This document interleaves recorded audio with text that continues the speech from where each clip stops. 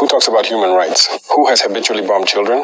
Bombing children everywhere, dropping bombs indiscriminately, killing children and so on. Is that what they call human rights? In the last 48 hours, serious accusations have been made against Ibrahim Traoré, and just like that, he's gone from being seen as a hero to something far more controversial. So, what actually changed? Here's what's been said. Reports have started circulating accusing Ibrahim Traoré of serious human violations. Claims that, if true, completely change how the world sees him. But here's where things get confusing, because at the same time, many people are defending him, saying these accusations are either exaggerated or politically motivated. But to understand this, you have to look at what's happening in the country right now. 25% of Burkina Faso's territory is under jihadist control.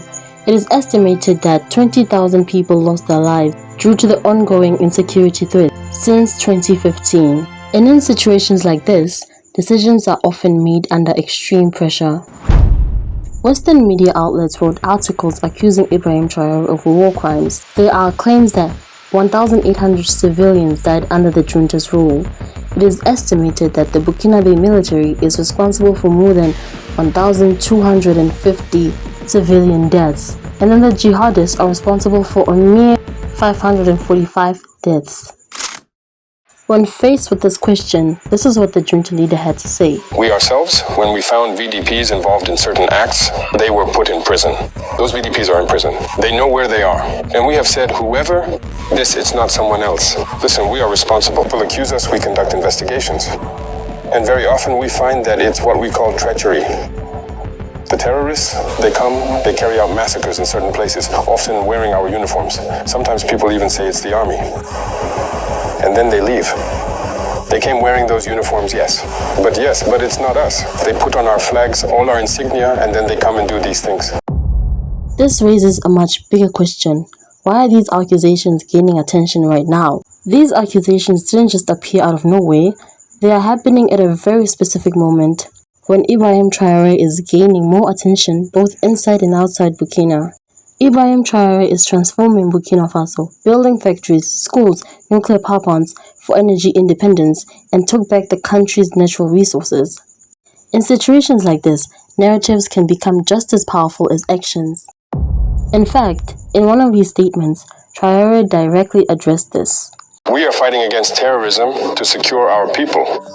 So, we are giving our people the right to live. Isn't that the most fundamental right, the right to life? Aren't we fighting for human rights? Fighting so that closed schools can reopen, so that children can go to school. Isn't the right to education a human right? Who is fighting for us? Who is helping us? The same people who cry out every day about human rights. None of them have given us a single cartridge to fight against the terrorism that kills our children, to fight against the terrorism that closes our schools, that destroys our schools.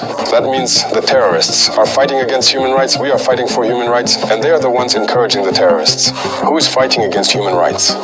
They're the ones saying it. And I'm going to talk to you right now about some things happening in Europe and elsewhere, but it's over there that they're fighting against human rights. Otherwise, human rights exist here.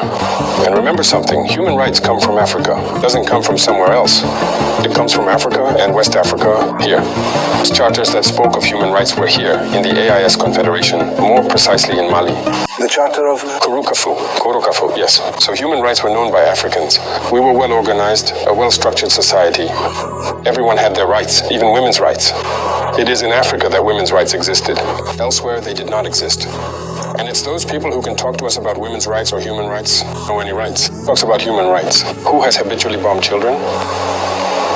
Who is bombing children everywhere, dropping bombs indiscriminately, killing children and so on? Is that what they call human rights? That's not what we do. We fight for the lives of our people.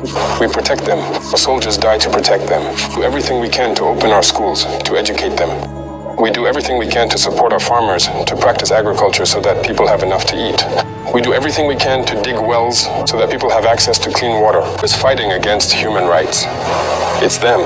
In the end, what people believe about a leader can matter just as much as what's happening on the ground.